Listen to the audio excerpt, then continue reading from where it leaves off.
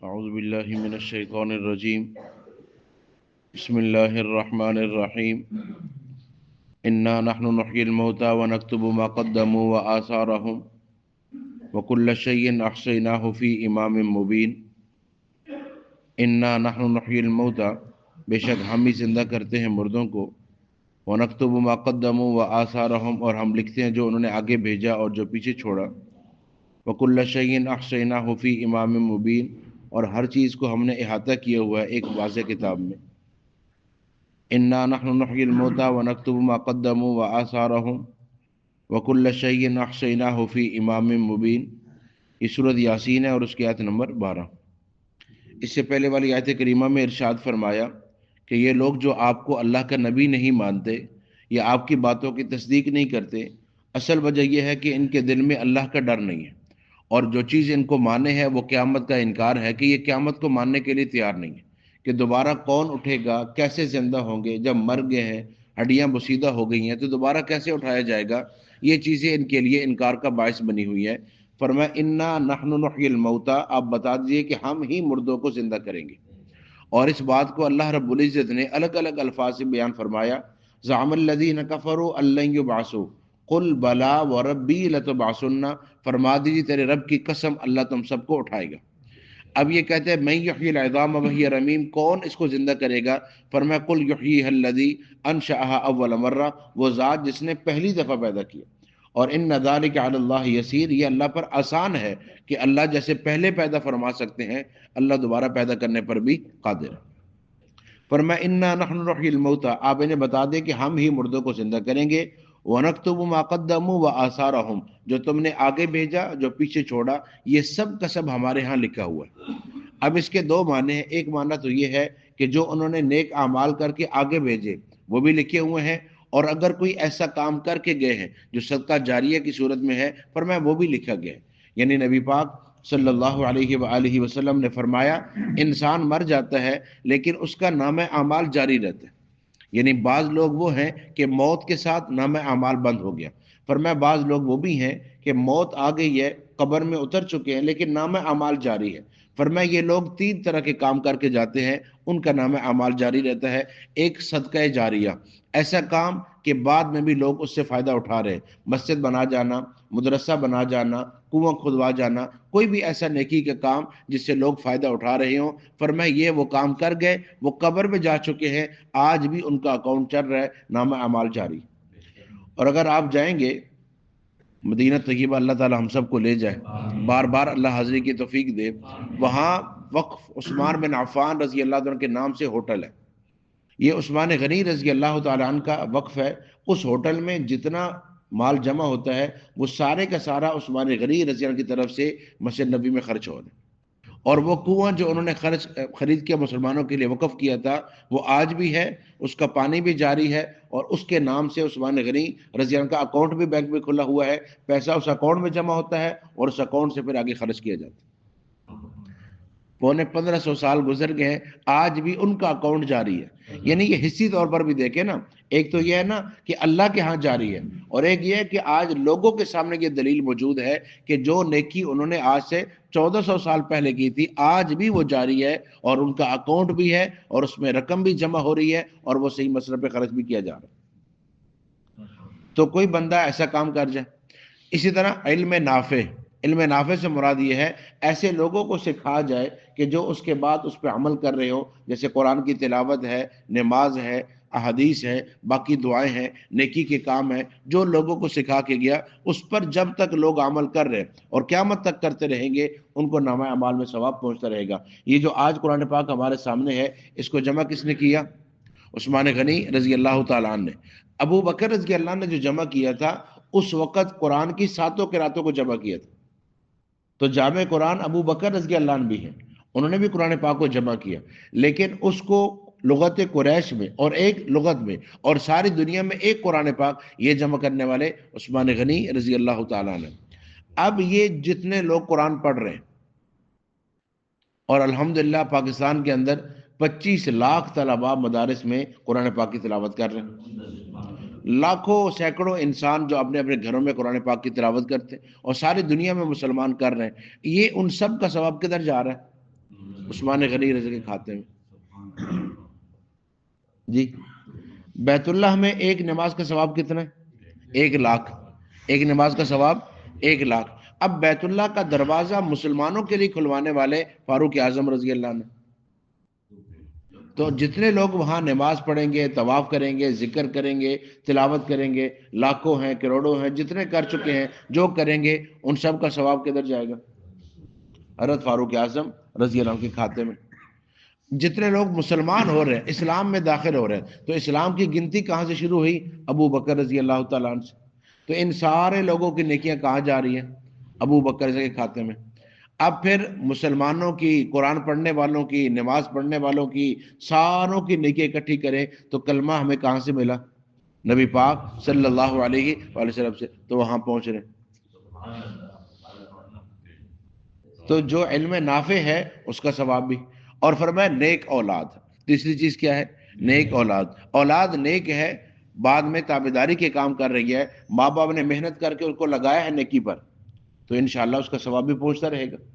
لیکن آج ہم نے معاف کرنا اولاد کی نیکی کا خیال نہیں کیا، اس کے سکول کا خیال کیا، اس کے فیوچر کا خیال کیا، اس کو کامیاب بنانے کی کوشش کی، یہ سب کچھ کیا ہم نے، لیکن مسلمان بنانے کی یا دیندار بنانے کی یا نیک بنانے کی کوشش نہیں کی. اس کا نقصان کیا ہوا کہ اس وقت ہمارے جو نوجوان ہیں وہ دین سے صرف دور نہیں، بیزار ہیں دین سے. اور اس کے اندر سب سے بڑی وجہ یہ ہے کہ انہوں نے دیکھا کہ جو دیندار لوگ ہیں ان کی زندگی کے اندر بھی دین کا کوئی خاص اثر نظر نہیں آتا. تو جب نظر ہی نہیں آ رہا تو کیا کرنا پھر؟ نماز کا اپنا اثر ہے، روزے کا اپنا اثر ہے، حج اور زکوٰۃ کا اپنا اثر ہے، لیکن جو لوگ یہ سارے کام کر رہے ہیں ان کے معاملات ٹھیک نہیں، زبان ٹھیک نہیں، ان کی باقی چیزیں ٹھیک نہیں، تو کیا فائدہ اس چیز کا؟ تو یہ لوگ اب نوجوان دین سے بیزار ہو چکا ہے، دین سے تعلق توڑنا چاہ رہا ہے. بلکہ اب تو اللہ معاف کرے، اللہ معاف کرے، ایسی بھی چیزیں سامنے آ رہی ہیں کہ لوگ دین کو اور دینداروں کو گالیاں تک دینے کے لیے تیار ہوئے کھڑے. تو گزارش یہ ہے کہ دیندار آدمی کو چاہیے کہ وہ اپنے دین کو نماز کی حد تک، روزے کی حد تک نہ رکھے، بلکہ وہ اپنے دین کو اس معنی میں لے کر آئے کہ 24 گھنٹے کی زندگی میں دین نظر آ رہا ہو. یہاں ساہیوال کے علاقے میں ایک آدمی کہ جو ایک مسجد کی انتظامیہ میں تھے، تو اللہ معاف کرے رشوت خور بھی تھے. لیکن اب رشوت لینی ہے تو اس کو اور طریقہ کیا دیا جائے؟ تو وہ رشوت 2 طرح سے لیتے تھے. یعنی جو رشوت لے رہے تو اس میں 2 حصے، ایک اپنا حصہ اور ایک مسجد کا حصہ.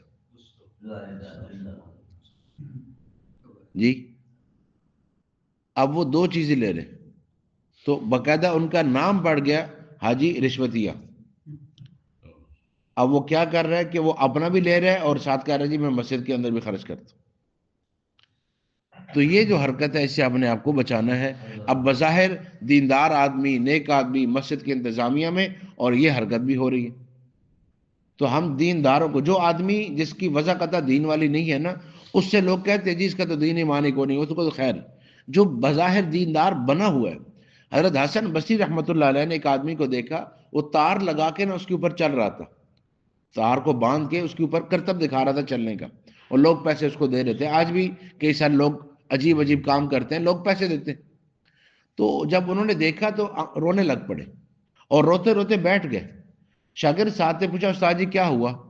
اس بندے کا یہ ٹائم ضائع کر رہا ہے، آپ کو رونا ہے؟ فرمایا نہیں، رونا اس بات پہ آیا کہ یہ دنیا دار ہے، دنیا کا کرتب دکھا کے دنیا کماتا ہے. کہیں ایسا نہ ہو کہ ہم دیندار ہو، لیبل دینداروں کا ہو، اور ہم دین دکھا کر دنیا کما رہے، کہیں ایسا نہ ہو جائے. اس بات پہ رونا آ رہا ہے. تو ہمیں کوشش کرنی ہے کہ ہم اپنی بعد والوں کو، اپنی بعد اولاد کو یا نوجوانوں کو اچھا دین دے کر جائیں، ان کو نیکی کا کوئی صحیح راستہ بتا کر جائیں. ایسا نہ ہو کہ جو جریر بن عبداللہ رضی اللہ تعالیٰ عنہ سے روایت ہے، نبی پاک صلی اللہ علیہ وآلہ وسلم نے فرمایا جس نے نیکی کا کام جاری کیا، کوئی نیکی کا کام شروع کر دیا، اس پر جب تک عمل ہوتا رہے گا اس جاری کرنے والے کو اس کا ثواب ملے گا، اور کسی کے ثواب میں کوئی کمی نہیں کی جائے گی. اور جس نے گناہ کا کوئی کام جاری کر دیا اس کو گناہ کا وبال، اور جتنے لوگ کر رہے تب بھی اس کو ملے گا، اور کسی کے گناہ کے اندر کوئی کمی نہیں کی جائے گی.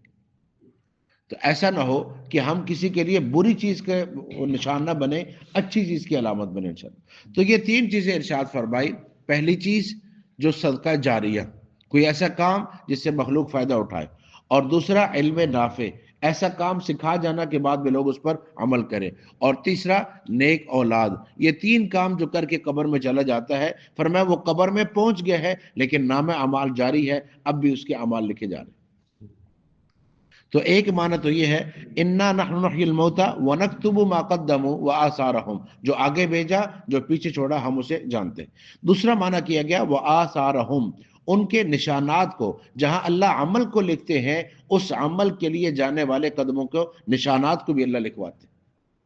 اور اس پر بھی حدیث ہے، محلہ بنی سلمہ کے جو صحابہ کرام تھے، انہوں نے جب دیکھا کہ مسجد نبی کے پاس مکان خالی ہو رہے ہیں تو انہوں نے سوچا کہ ہم محلہ بنی سلمہ سے ہجرت کر کے یہاں آ جائیں، ٹھیک ہے، چونکہ اس وقت مدینہ اور اطراف مدینہ میں مسجد ایک ہی ہے، مسجد نبی، یعنی جو مسجد نبی تک آ سکتے ہیں وہاں دوسروں کو کوئی اور مسجد بنانے کی یا نماز کی اجازت نہیں، یہاں آئے مسجد نبی میں۔ اس کی وجہ کیا ہے؟ ایک تو اللہ کے نبی موجود ہیں، دوسرا مسلمانوں کی اجتماعیت ہے، اور تیسرا یہاں سیکھنے کا موقع زیادہ ہے۔ اجتماعیت میں فائدہ ہوتا ہے، انفرادیت میں نہیں۔ خیر، اب انہوں نے سوچا کہ ہمیں بار بار ادھر سے دور سے آنا پڑتا ہے، تو ہم ادھر قریب جگہ بن رہی ہے، قریب آ جاتے ہیں۔ جب آپ کو پتہ چلا، فرمایا وہیں رہو، وہیں محلہ بنی سلمہ میں رہو۔ اگر آج آپ جائیں نا، اللہ لے کر جائے، تو اندازہ ہوگا کہ یہ کتنا فاصلہ ہے۔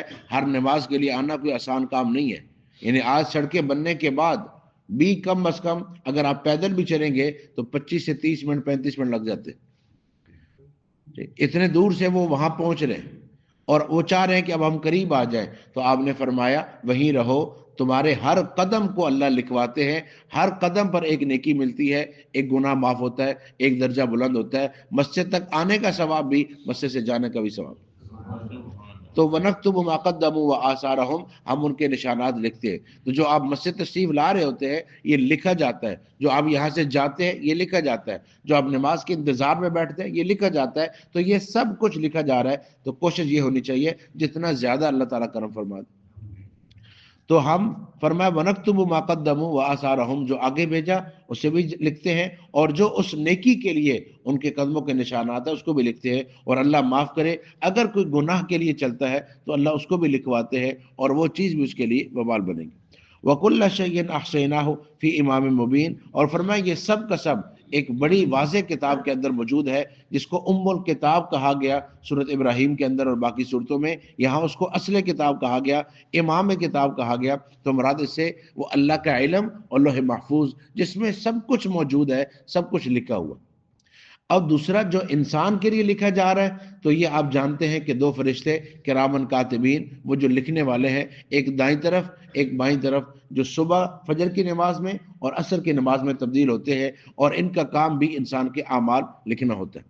اور قیامت والے دن ہر انسان کو اس کا نام اعمال دیا جائے گا، اقرا کتابک، یہ اپنا نام اعمال پڑھو، کفا بنفسک اليوم علیک حسیبا، آج خود تم حساب کرو۔ وَكُلَّ إِنسَانٍ أَلْزَمْنَاهُ طَائِرَهُ فِي عُنُقِهِ، ہر ایک کا نام اعمال اس کی گردن میں لٹا دیا جائے۔ اب یہ گردن میں لٹکا ہوا ہے، پڑھو اب اس کو۔ انسان جب دیکھے گا، جو بھی ہے، عربی جانتا ہے یا نہیں، پڑھا لکھا تھا یا ان پڑھ، آج وہ پڑھے گا اور خود پڑھے گا۔ مال حاضر کتاب لا یغادر صغیرۃ ولا کبیرۃ الا احصاها، اس کتاب کو کیا ہوا، کوئی بات نہیں چھوڑی اس نے۔ ووجدوا ما عملوا حاضرا، جو عمل کیے تھے سب کے سب موجود۔ وما ربک بظلام للعبید، فرمایا آپ کا رب بندوں پر ظلم نہیں کرتا۔ ایسا نہیں ہو سکتا کہ گناہ نہ کیا ہو اور لکھا ہو، اور ایسا نہیں ہو سکتا کہ نیک عمل کیا اور لکھا نہ ہو، ایسا نہیں ہوگا۔ سب کا سب نام اعمال کے اندر موجود ہو، اور نام اعمال دائیں ہاتھ میں ملے گا، ہاں او مقرؤ کتابیہ، خوشی سے اعلان کرے گا، نعرہ لگائے گا، یہ دیکھو پڑھو میرا نام اعمال۔ اور اگر بائیں ہاتھ میں یا لیتھا کانت القاضیہ، موت ہی آ جاتی تو اچھا تھا، یہ بتا دیا جائے گا کہ اب جانا کہاں پہ۔ تو اس لیے ہمیں فکر کرنی ہے اپنے اعمال کی بھی، بعد والوں کے اعمال کی بھی، اور جو اعمال ہم کر رہے ہیں اس کو نیک ہونے کی فکر، اور ان نیک اعمال کے لیے ہر قدم کو نیکی سمجھ کے اٹھانے کی فکر۔ اللہ عمل کی توفیق۔